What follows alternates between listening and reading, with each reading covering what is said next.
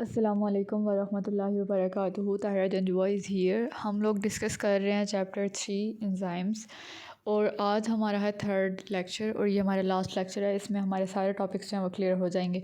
आज हम लोगों ने स्टडी करना इनहिबिटर्स को। अच्छा, इससे पहले हम लोगों ने एंजाइम को देखा, एंजाइम की कैरेक्टरिस्टिक को देखा, उसके बाद मॉडल्स जो प्रपोज्ड हो चुके थे, इंट्रोड्यूस्ड हो चुके थे, उनको देखा।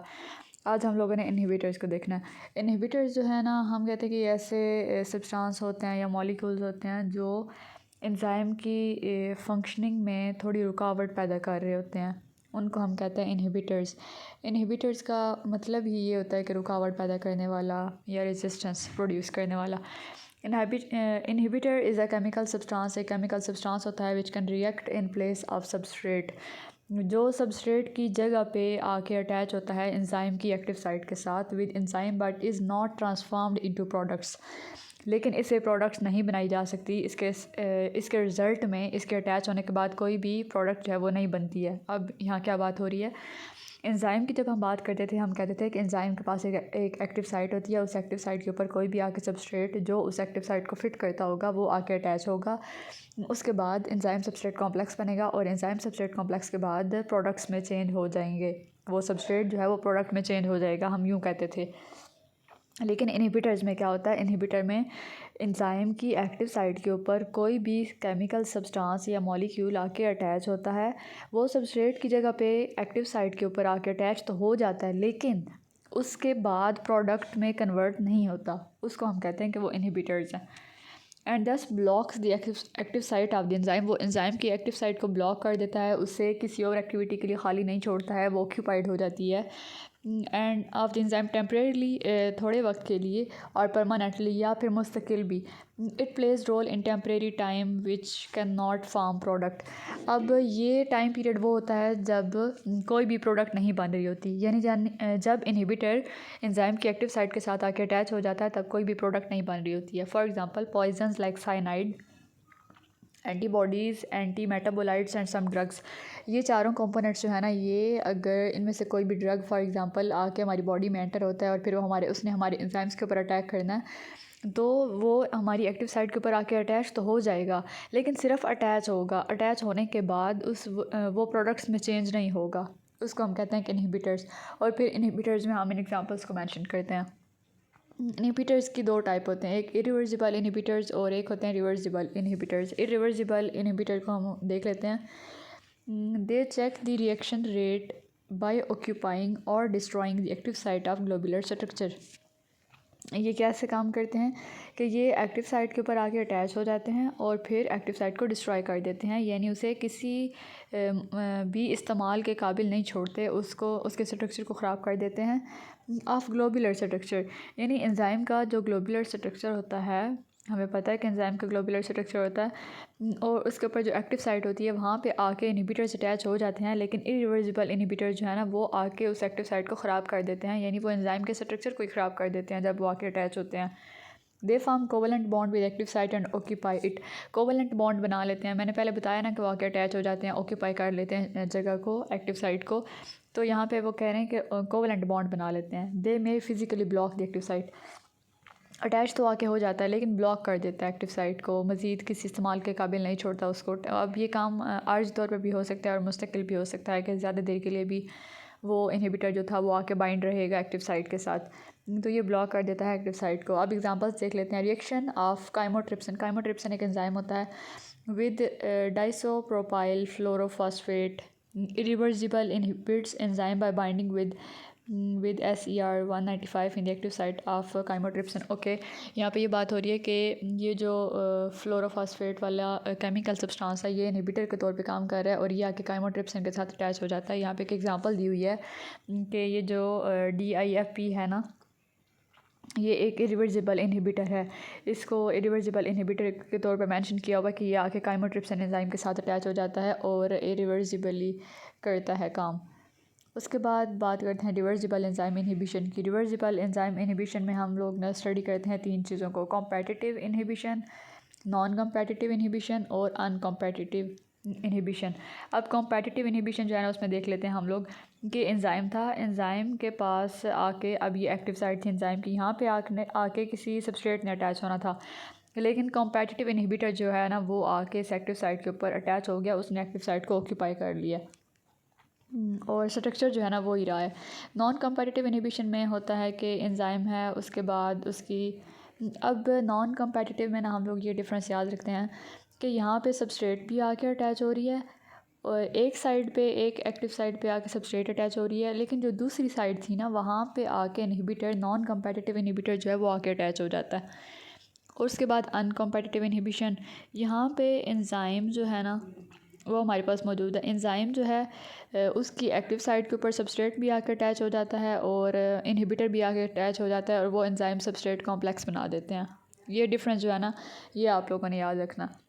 उसके बाद यहाँ पे देख लेते हैं रिवर्सिबल इनहिबिटर्स जो होते हैं ना वो वीक लिंकेजेस बनाते हैं विद द एंजाइम्स, यानी वीक बॉन्ड होता है उनका। और एज़ कम्पेयर टू जब हमने इरिवर्सिबल की बात की तो वो कोवलेंट बॉन्ड बनाते थे एक्टिव साइट के साथ। देयर इफेक्ट इज़ कम्प्लीटली और partially neutralised by increasing the concentration of the substrate. अब फ़र्ज़ करें कि कोई भी हमारे पास एंजाइम था, उसके ऊपर आके एक रिवर्सिबल इनहिबिटर आके अटैच हो गया। अब हम चाहते हैं कि हमारा एंजाइम जो है ना वो नॉर्मल रहे। अब रिवर्सिबल इनहिबिटर आके अटैच हुआ तो हमारा जो एंजाइम था उसकी एक्टिव साइड जो थी वो ब्लॉक हो गई ना, वो ऑक्यूपाइड हो गई। अब हम चाहते हैं कि वो रिमूव हो जाए जो इनहिबिटर आके अटैच हुआ है और उसका एंजाइम के ऊपर भी कोई असर ना हो, और एट अ टाइम हम चाह रहे हैं कि हमारा सबस्ट्रेट भी आके अटैच हो और हमारा रिएक्शन प्रोसीड हो। तो फिर हम क्या करेंगे, फिर हम सबस्ट्रेट की कॉन्सेंट्रेशन जो है वो ज़्यादा कर देंगे एंजाइम के एक्टिव साइट के ऊपर, यानी हम ज़्यादा अमाउंट में जो सबस्ट्रेट था हमारा उसको एंटर करवा देंगे ताकि हमारे इनहिबिटर का इफ़ेक्ट जो है वो ख़त्म हो जाए, ताकि हमारी एंजाइम की जो फंक्शनिंग है वो प्रोसीड करे और बहुत अच्छी तरह हो। They are further divided into two major types. अब रिवर्सिबल इनहिबिटर्स जो होते हैं ना उनको आगे हम कॉम्पिटिटिव, नॉन कॉम्पिटिटिव और अनकॉम्पिटिटिव इनहिबिटर्स के अंदर डिवाइड करते हैं। सबसे पहले कॉम्पिटिटिव इनहिबिटर्स को देख लेते हैं। They have structural similarity with the substrate. अब जो कॉम्पिटिटिव इनहिबिटर है ना, होगा ये इनहिबिटर, लेकिन इसकी जो शेप होगी, जो फिज़िकल अपीयरेंस होगी ना, वो सबस्ट्रेट के साथ मिलती होगी। They have structural similarity with the substrate, so they may be selected by the binding site of the enzymes। तो एंजाइम जो है ना वो गलती से मिसकॉन्सेप्शन के से इसको इनहिबिटर को सबस्ट्रेट समझ के अपने साथ बाइंडिंग करने देगा। यहाँ पे ऐसा होता है। दस product is not formed, attach तो हो जाएगा सब वो इनहिबिटर सबस्ट्रेट की के जैसा जो था, लेकिन वो प्रोडक्ट में चेंज नहीं होगा। अब यहाँ पे ये देख लेते हैं ना, एंजाइम है, सबस्ट्रेट भी आकर अटैच हो चुका है और अनकॉम्पिटिटिव इनहिबिटर भी आकर अटैच हो चुका है, लेकिन प्रोडक्ट के अंदर ये चेंज नहीं होगा। उसके बाद नॉन कॉम्पिटिटिव इनहिबिटर देख लेते हैं। They form enzyme inhibitor complex. अब नॉन कॉम्पिटिटिव इनहिबिटर में हमने बात की थी कि सबस्ट्रेट भी आकर अटैच हो जाएगा और इनहिबिटर भी आकर अटैच हो जाएगा और ये दोनों एंजाइम सबस्ट्रेट कॉम्प्लेक्स बना देंगे। They alter the structure of the enzymes, now even genuine substrate binds to the active site, catalysis can not take place. Non competitive inhibitor में ये होता है कि कोई भी गलत इनहिबिटर जो है ना वो आके एक्टिव साइट के ऊपर अटैच हो जाता है और एंजाइम को इतना आइडिया नहीं होता कि वो इनहिबिटर है जो अटैच हुआ है। एंजाइम को लगता है कि वो सबस्ट्रेट था जो आके अटैच हुआ है। तो अगर हम उस इनहिबिटर को रिमूव कर भी देना और उसकी जगह पे सही सबस्ट्रेट भी आके अटैच करवाएं एंजाइम के साथ, तो भी एंजाइम उसको कबूल नहीं करता। एंजाइम उस सबस्ट्रेट को प्रोडक्ट्स के अंदर चेंज नहीं करता। ये मेन डिफरेंस है कॉम्पिटिटिव इनहिबिटर के दरमियान और नॉन कॉम्पिटिटिव इनहिबिटर के दरमियान। अच्छा, यहाँ पे देख लेते हैं। Competitive inhibitors bind to the active site of the enzyme. ये हमारे पास एंजाइम है और एंजाइम के साथ आके सबस्ट्रेट अटैच हो गई है और सबस्ट्रेट के जैसा ही था इनहिबिटर भी। Inhibitor molecule fits into active site because it is a similar shape to the substrate molecule. Competitive inhibitor में वो आके अटैच हो जाता है, इनहिबिटर अटैच हो जाता है और इनहिबिटर की शक्ल सूरत जो है ना वो सबस्ट्रेट के जैसी होती है, इसलिए बाय मिसकॉन्सेप्शन वो आके अटैच हो जाता है। अब यहाँ पे देख लेते हैं नॉर्मल बाइंडिंग। एंजाइम है, उसके बाद उसकी एक्टिव साइट और फिर आके सबस्ट्रेट ने वहाँ पे अटैच होना है। कॉम्पिटिटिव इनहिबिटर में ऐसा होता है कि इनहिबिटर जो है ना वो पहले आके अटैच हो जाता है। और नॉन कॉम्पिटिटिव इनहिबिशन में हम कहते हैं कि इनहिबिटर ने भी आके अटैच होना है और एंजाइम्स ने भी आके अटैच होना है और उसके बाद रिएक्शन प्रोसीड होना होता है। लेकिन नॉन कॉम्पिटिटिव इनहिबिशन में ये होता है। अब मैं ना आप लोग को इनका मेन डिफरेंस बता देती हूँ। कॉम्पिटिटिव इनहिबिटर में कोई भी इनहिबिटर एंजाइम की एक्टिव साइट पे सबस्ट्रेट की जगह पे आके अटैच होगा। अटैच इसलिए हो जाएगा क्योंकि उस इनहिबिटर की और सबस्ट्रेट की शक्ल सूरत मिलती होगी, इसलिए। अब वो वहाँ के अटैच तो हो गया, वहाँ के अटैच हो गया, लेकिन प्रोडक्ट्स में चेंज नहीं हुआ। तो अगर उसको प्रोडक्ट में चेंज करवाना हो यानी हम लोग चाह रहे हों कि इनहिबिटर का इफ़ेक्ट ख़त्म हो जाए उस एंजाइम से, तो हम सबस्ट्रेट की कॉन्सनट्रेशन अगर ज़्यादा कर दें, ज़्यादा अमाउंट में सबस्ट्रेट को एंटर कर दें एंजाइम की एक्टिव साइट के ऊपर, तो हम इनहिबिटर की एक्टिविटी को ख़त्म कर सकते हैं और फिर हमारा एंजाइम जो है वो प्रोडक्ट्स के अंदर चेंज हो जाएगा। ये हो गया कॉम्पिटिटिव इनहिबिटर।